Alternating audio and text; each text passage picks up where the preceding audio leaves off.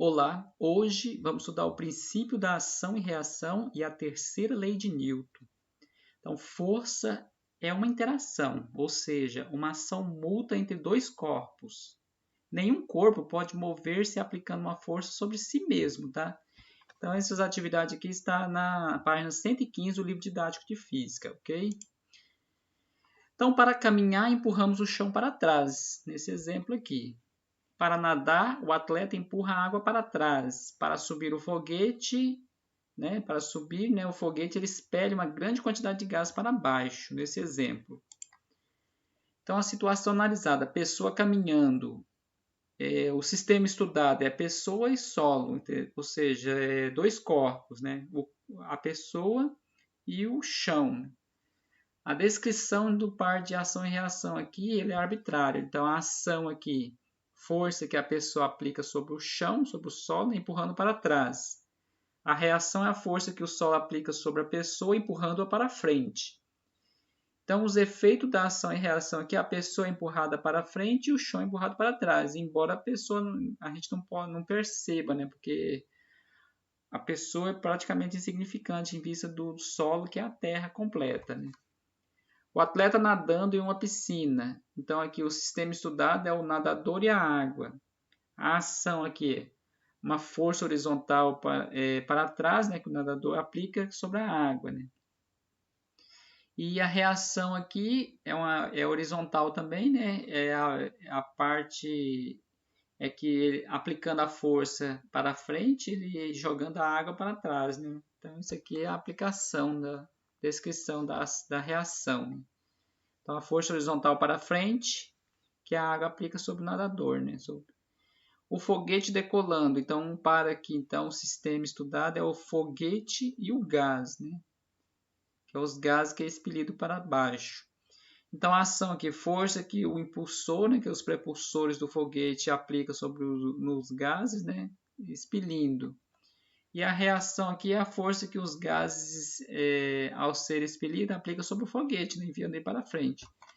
Então, aqui no primeiro caso, no segundo caso, que o nadador é imóvel para frente, enquanto a água é empurrada para trás. E no foguete aqui, os gases são empurrados para baixo e a nave é impulsionada para cima. Então, esse é um par de ação e reação. Então, nas três situações, a interação entre os corpos resulta em um movimento. Para caminhar, usamos o solo, né, como apoio, empurrando para trás.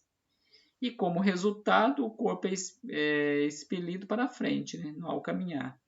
O atleta interage com a água, né, empurrando para trás nas suas braçadas. E com consequência, né, ele consegue movimentar-se na água. Né? E o foguete ejeta grande quantidade de gás para baixo e assim adquire um movimento para cima. Então, esse aí é chamado par de ação e reação na terceira lei de Newton. Então, esses exemplos, eles mostram que toda ação implica em uma reação. Nos casos apresentados, essa reação resulta em um movimento contrário à ação. Então, nem sempre isso ocorre. Então, Newton generalizou essa ideia, enunciando a terceira lei de Newton, que é a ação e reação. Então, o enunciado da terceira lei de Newton é essa aqui. Ó. Quando um corpo interage com o outro, aplicando uma força, que é a ação, recebe desse corpo a aplicação de outra força, né, que é a reação, de mesma intensidade, mesma direção, mas sentido oposto, tá? Um corpo de massa m próximo à superfície da Terra é atraído por ela, que exerce sobre o corpo a força P, que é a força peso, né, massa vezes gravidade.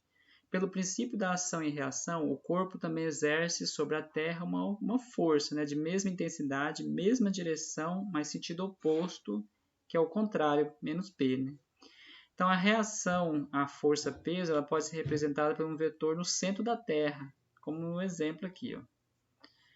Observe que a força P, que é a força peso, e a força menos peso, que é o contrário, ela formam par de ação e reação. E estas aplicam sobre corpos distintos, né? A Terra e o corpo. E por isso elas não se equilibram. Então, como são corpos diferentes, o par de ação e reação ele nunca se equilibra, tá? Nunca se equilibra. ele só vai se equilibrar se ele estiver aplicando nele próprio. Então, como é um par de ação e reação, então não há equilíbrio, essas forças não têm equilíbrio. Então, como diz aqui, as forças P, que é a força peso, e a força menos peso, que é o contrário, ela tem a mesma intensidade, massa vezes gravidade, né? Mesma direção, vertical, e o sentido oposto. Tá? Então, alguns exemplos aqui. Ó. Após estudar a terceira lei de Newton, o estudante concluiu que um cavalo, ao puxar uma carroça, não deveria sair do lugar, já que o cavalo faz uma força sobre a carroça e vice-versa. Né? A respeito dessa observação, marque a alternativa correta. Então, só de analisar aqui, a gente percebe que o estudante está errado, né? Pois as forças aplicadas sobre as mesmas intensidades, mas atuam em corpos diferentes. Né? Então, mesmo tendo a mesma intensidade, ela atua em corpos diferentes. Sendo assim, não haverá equilíbrio e a carroça movimentar-se-á. Então, não há equilíbrio, né? Força de ação e reação, não há equilíbrio. Então, a carroça vai começar a movimentar.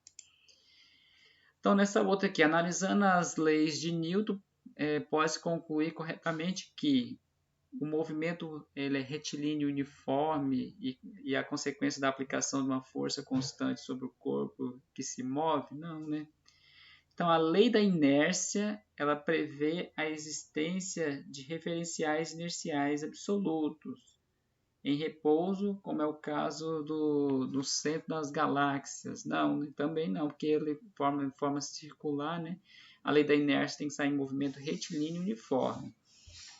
Para toda ação existe uma reação correspondente, sendo exemplo dessa circunstância a força normal. Não, a força normal não faz parte do sistema de ação e reação, tá? Não faz parte.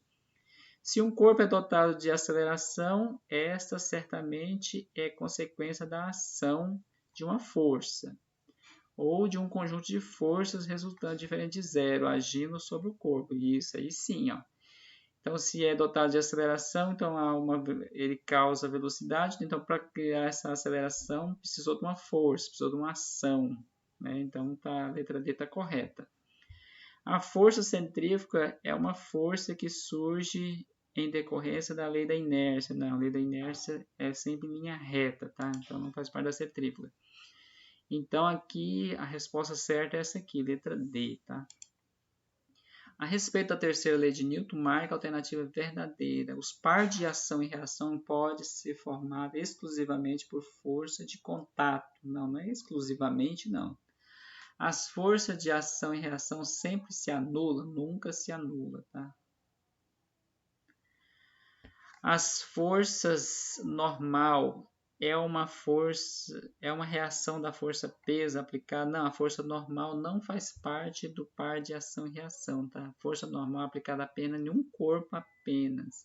E para ver o par de ação e reação tem que ser em dois corpos, tá?